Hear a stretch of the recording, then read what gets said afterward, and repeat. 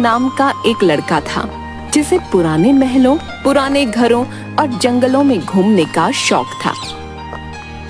इस शौक के कारण उसे उसके माता पिता हमेशा डांटते रहते थे।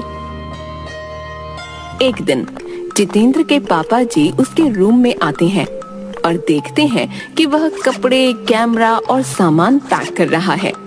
तभी उसके पापा जी बोल पड़े, जितेंद्र, कहाँ जा रहे हो? पापा, और कहाँ जाऊंगा, हिस्टोरिकल प्लेस और कोई नई जगह खोजकर वहाँ के इतिहास को देखूंगा। इसके बाद वहाँ पैरानॉर्मल एक्टिविटी को समझने की कोशिश करूंगा। तुमसे कितनी बार कहा है कि इन फालतू के झंझटों में मत पड़ा करो। किसी नेगेटिव चीज को छेड़ना अच्छा नहीं होता। पापा, ये मेरा शौक है, अभी नहीं करूंगा तो कब करूंगा?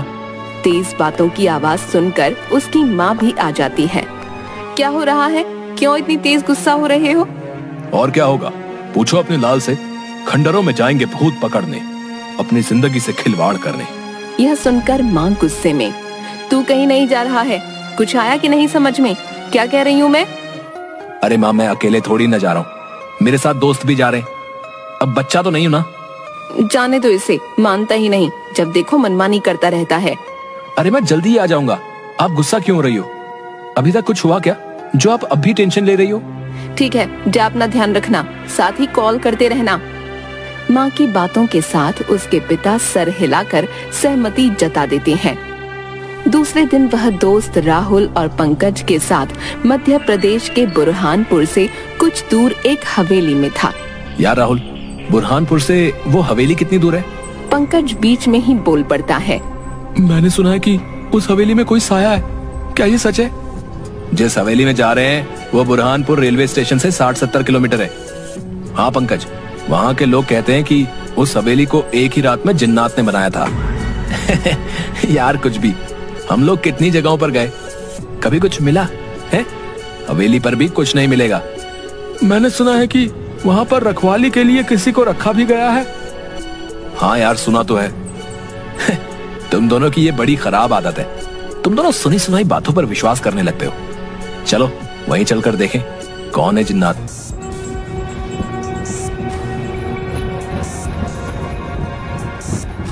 ट्रेन से रेलवे स्टेशन उतरने के बाद चलो किसी होटल में जाकर फ्रेश हो लिया जाए।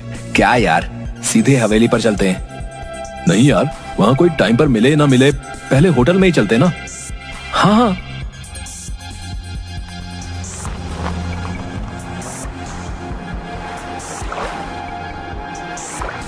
फिर तीनों होटल में जाते हैं। वहाँ भी हवेली के बातें में वो बात कर रहे होते हैं। मैं तो बहुत एक्साइटेड हूँ हवेली पर जाने के लिए। तभी होटल मैनेजर, सर आप मत जाइए, वो हवेली बहुत मनहूस है। जो भी गया और रात में रुका तो कभी वापस नहीं आया। तभी जितेंद्र रोकते हुए, क्या फालतू की बातें कर रहे हो? कभी गए हो वहाँ? फालतू की बातें करते हो। सॉरी सर, पर क्या? जाओ यार यहाँ से, फालतू में डराओ मत। मैनेजर वहाँ से चला जाता है। तुमने उसे इतना बेमतलब डांट दिया, ये गलत है भाई। पंकज भी हाँ में सिर हिलाता है। हाँ यार, यहाँ से जाते हुए उनसे माफी मांग लूंगा। माँ और पापा का गुस्सा इन्हीं पर उतर गया।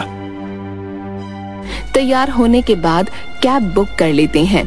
कुछ देर बाद कैब आती है और वो बैठकर जाने लगते हैं। रास्ते में पंकज रुकने को कहता है।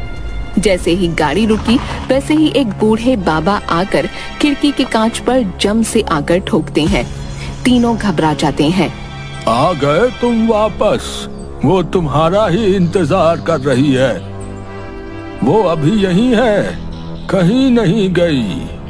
अरे बाबा, इन्हें डराओ मत, अपने लोग हैं। पागल है बाबा। ड्राइवर कैब चलाने लगता है।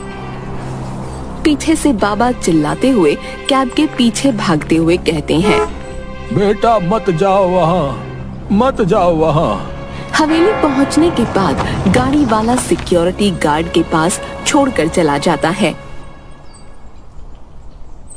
सलाम साहब, मैं निचांग, इस हवेली का गार्ड। हेलो निचांग। चलिए साहब, आप रूम में बैठिए, मैं आपके लिए चाय लेके आया है। ये चाय क्या है? पीने वाला, वो आप टी कहते हो ना, टी, वही। तीनों हंसने लगते हैं। उन्हें देख निचांग को भी हंसी आ जाती है। अच्छा चाय, जाओ जाओ लाओ। तीनों चाय पीने के बाद निचांग से, चलो हमें घुमा दो हवेली।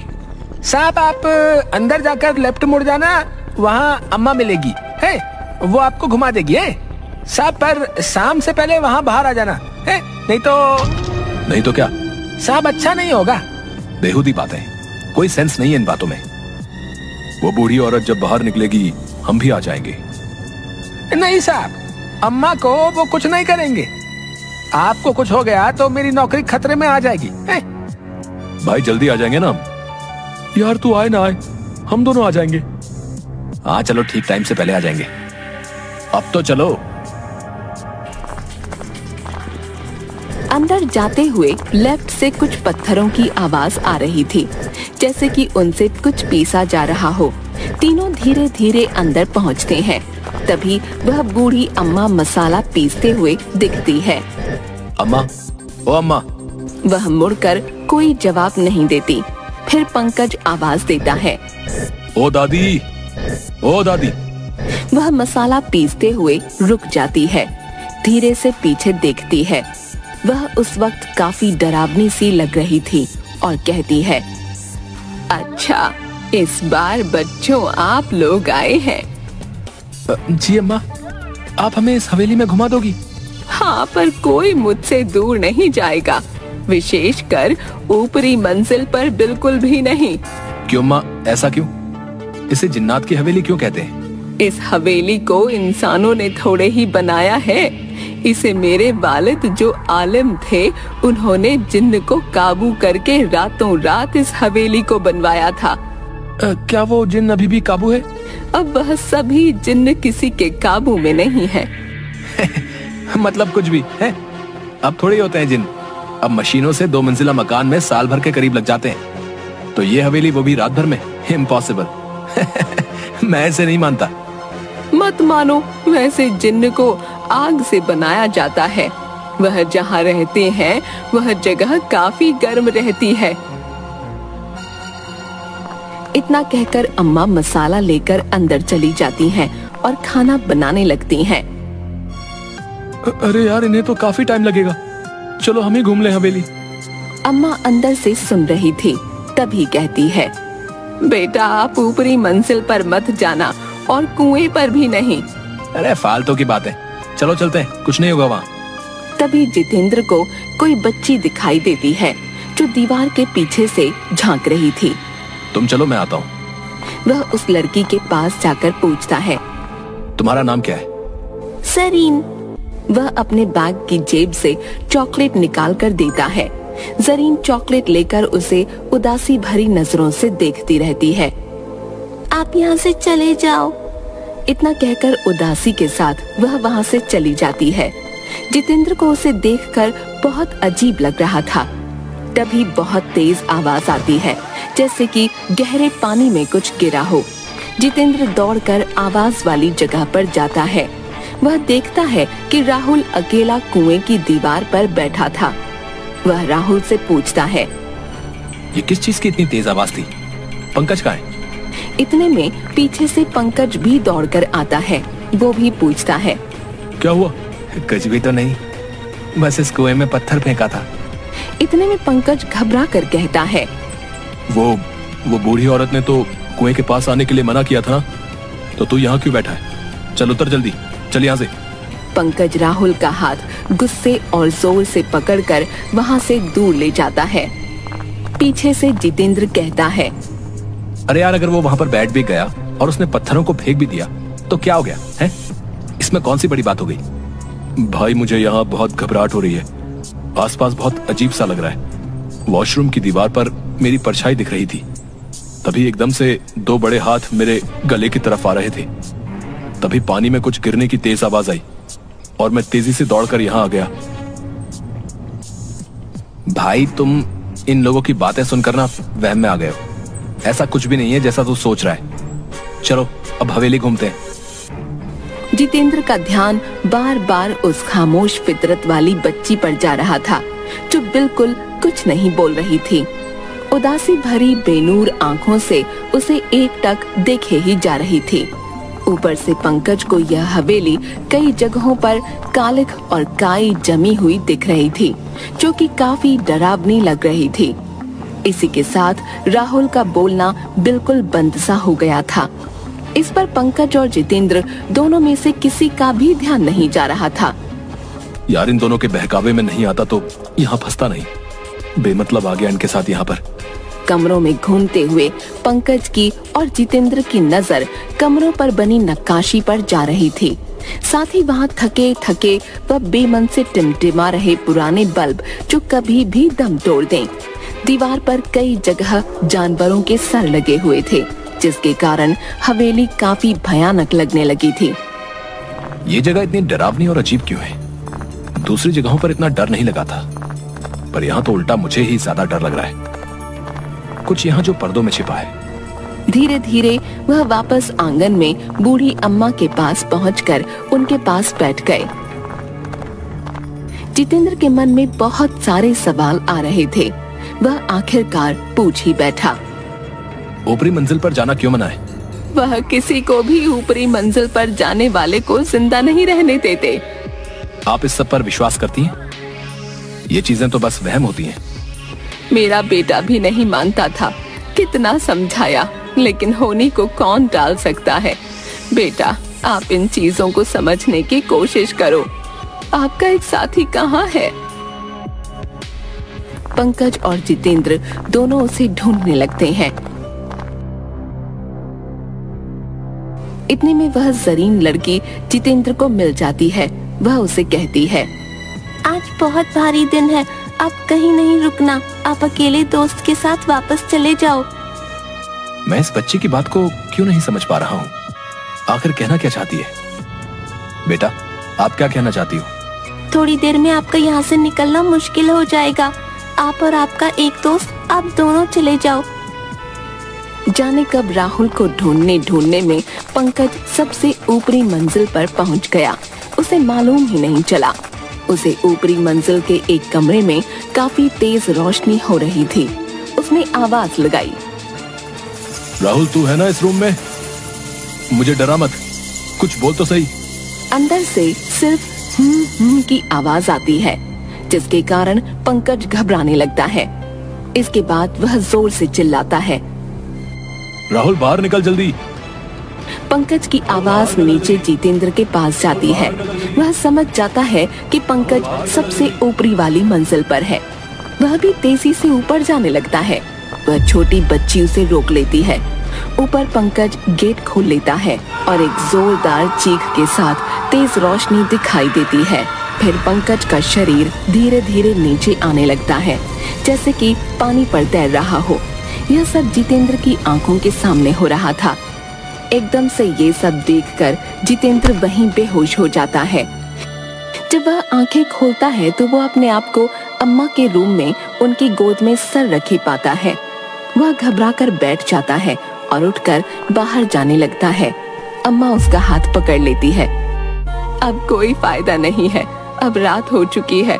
तुम इस कमरे से निकलते हो तो तुम्हारा हाल भी दोस्तों जैसा हो जाएगा। देखना चाहते हो तो खिड़की के छेद में से देखो, खिड़की मत खोलना। जैसे ही वो बाहर देखता है तो उसके दोनों दोस्त दिखते हैं।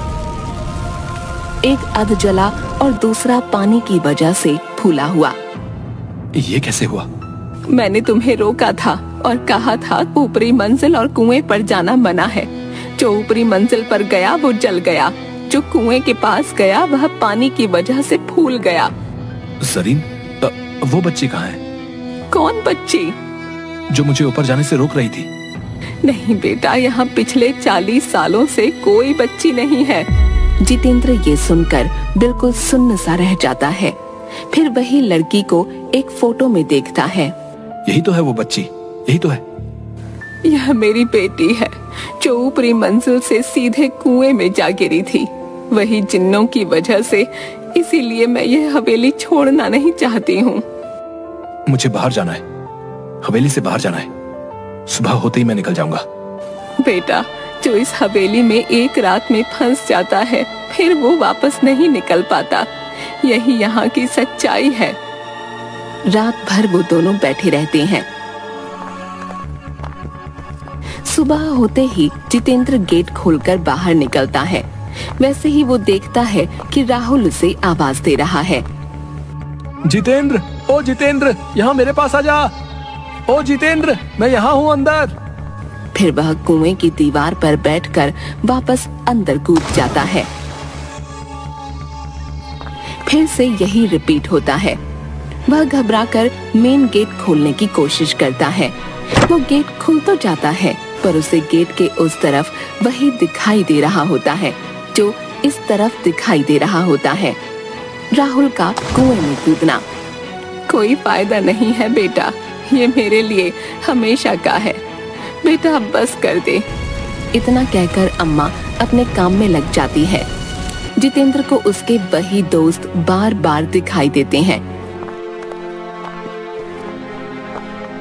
फिर उसे वही जरीन दिखाई देती है। वह उसे एक तरफ उंगली दिखाते हुए कहती है, जाओ, आखिरी बार और आखिरी मौका, अब और न मिले मौका। इतने में उसके सामने उसके दोनों दोस्त खड़े हो जाते हैं। दोनों साथ साथ कहते हैं, ये सब कुछ नहीं होता है। फिर दोनों जितेंद्र को मारने के लिए अपने हाथ बढ़ाते हैं। तभी वही बच्ची उसे बचाकर बाहर निकाल देती है। जितेंद्र बेहोशी की हालत में बाहर आता है और उसे वही बाबा मिलते हैं। बेटा, मैं कह रहा था, वो तुम्हारा इंतजार कर रही है, वो तुम्हें छोड़ेगी नहीं। वो बाबा हंसते हुए निकल जाते हैं। जितेंद्र जैसे ही आगे बढ़ता है,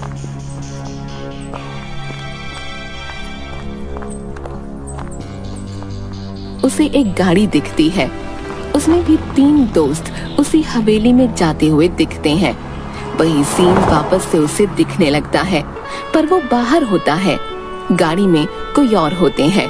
जाते जाते वह वापस मुड़कर देखता है तो वो बच्ची उसे ही देख रही होती है। उस बच्ची के साथ भी वही हादसा होते हुए उसे दिखता है। बच्ची को आग लगती है और वो नीचे गिरने लगती है। अब जितेंद्र समझ गया था कि जिंदगी अनमोल होती है, बड़ों का कहना मान लेना चाहिए। वह मान गया था कि किसी भी शक्ति को नकारा नहीं जा सकता है, चाहे वह नेगेटिव हो या पॉजिटिव।